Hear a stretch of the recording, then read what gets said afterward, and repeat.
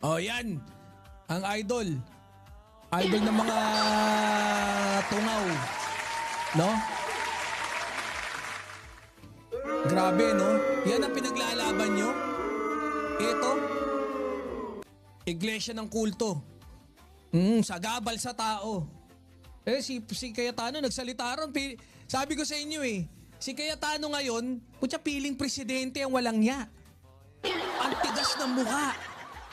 Paakala mo, sabi ko kaya nag-concede sa pagiging Senate President, ngayon pala piling presidente na walang yang yan. Kung mag-speech mo, kala mo talaga presidente. Pero maganda yan dahil magpapang-abot yan tsaka si Sara. Sigurado ko, mananaig yung kademonyuhan ni Alan Cayetano para kalabanin si Sara. Pusta! Oh, Tita May Dons, pustahan tayo. Maglalaban yan si Sara Duterte at saka si Alan Cayetano. Sulsulan natin si Cayetano for president. For president ka, Cayetano. Ayop ka. For president kang hayop ka. Sige, tumakbo ka lang. Diba? Mga mandirigmano, today, all eyes are on dun sa EDSA, Power Monument. Diba? Thousands have gathered. And syempre, marami namang nagtatanong, what is this rally all about? At first glance, some may describe this as, alam niyo yun, call for justice. Pero when you took a time, tingnan niyo yung timing Marami nagtatanong, why? No? That parang nagre-revolve around sa personality or na kung saan nakakaharap yung legal issue. Sino pa? Si Rodante Marcoleta ang kupal. Nakaharap sa plunder ang walang niya. Nag-rally kayo dahil para kay Marcoleta? Totoo?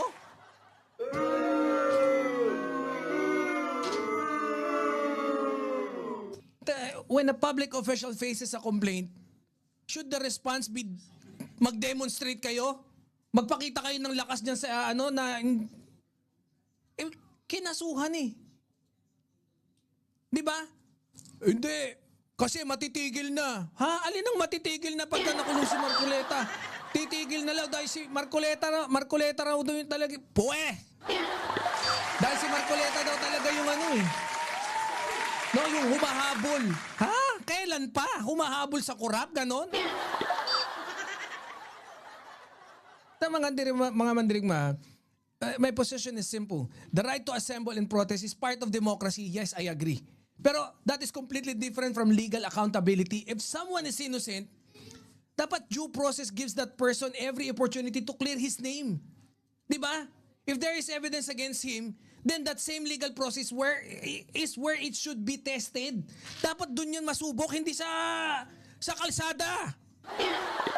Takat niya si Marcoleta mabisto. Correct! So, ngayon tonight hindi lang natin pag-uusapan kung gaano karami yung dumalo sa rally.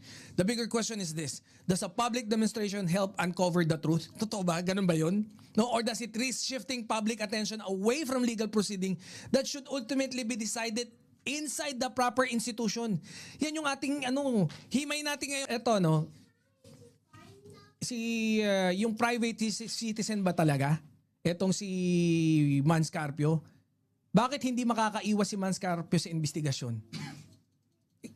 Conjugal property, AMLAC, drug cases, bakit patuloy na nadadawit si Mans Carpio dito sa kanyang waswitats? Siyempre, waswitats niya. Diba? While Mans Carpio maintain yung that he is only a private citizen, syempre, several legal issues continue linking his name to the impeachment case. Kasi yung AMLAC findings, 'di ba? And yung other controversies involving his wife. Ikaw magkaroon ng asawang dupang. Hindi alam ni Mans na asawa niya si Lustay. Oo, nakalimutan niya. Hindi na alam naman niya, nakalimutan niya lang. Nakalimutan niya lang pero alam niya. Mandirigma, ito kasi, here's the question How far, can the private citizen defense when your own name is already part of yung under ka na ng investigation. 'Di ba? Have you noticed? One of the prosecution's argument involves the issues of conjugal property. Kapag mag-asawa, the financial relationship can become relevant in legal scrutiny, especially if it is connected doon sa allegation being examined in an impeachment case. Alam niyo parang business partnership. Kahit isa lang yung umarap sa meeting, both parties can still be affected when their financial records are connected. Kaya for me, that's why ito si Mans Carpio, yung pangalan niya, continues to remain part of the discussion eh. Paano? Siyempre asawa mo eh. Kaya lang parang kinakalimutan. That's not the only issue eh. The discussion also includes yung AMLAC, yung red flag, di ba? Yung transaction reports, along with earlier complaints and testimonies linking yung pangalan ni Mans Carpio dun sa drug smuggling allegation. And this is where the situation becomes even more sensitive. It's like putting together a giant puzzle. Habang dumarami yung piraso, more people naturally want to see how the entire picture fits together. 'Di ba? These matters are not automatically proof of liability. Yan naman lagi yung punto natin dito eh. Pero habang may pending cases, pending reports and yung testimonies, they are expected to go through the proper legal process. 'Di ba? Ako din, kung asawa ko 'yon, makakalimutan ko agad na, oo, tama, makalimutan. Thought separate na kasi they have both lovers.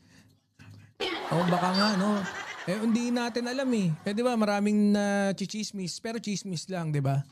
Nachichismis kay dati si Mans Carpio nakabuntis daw ng katulong to. Yun yung hindi totoo, hindi ko alam kung totoo 'yan ha. Pero yun yung kumalat na chismis dati. Si Sarah naman yung basketballista raw, 'di ba? Tuhog-tuhog daw eh. Ewan ko kung totoo yun. Syempre, chismis lang naman yun. Hindi ko sinasabing yun totoo. Pero may kumalat na ganun chismis. Again this is not automatically proof of liability. 'Di ba? Pero dumaan ka sa due process, Brad. 'Di ba? Kasi think about this, the biggest question is no longer whether Mans Carpio is a private citizen. The real question is whether the allegations linked to his name can be clearly addressed through evidence and legal process. 'Di ba? It's like a tax audit. Hindi natatapos yung usapan pag sinabi mong, hindi, inosente ako dyan. 'Di ba? The next question is always, where are the documents and how do you explain them? Kaya ako, if you ask me, the real measure here will not be the media statement but the strength of the explanation and evidence that can withstand proper legal scrutiny. That is where the credibility of every side will ultimately be tested. Hindi yung, panayang iwas, panayang sabi ng pinopolitika. 'Di ba? Pero in due time, talagang hindi ko masasabing mapipilitan kayong humarap, kundi talagang parang ganun na rin.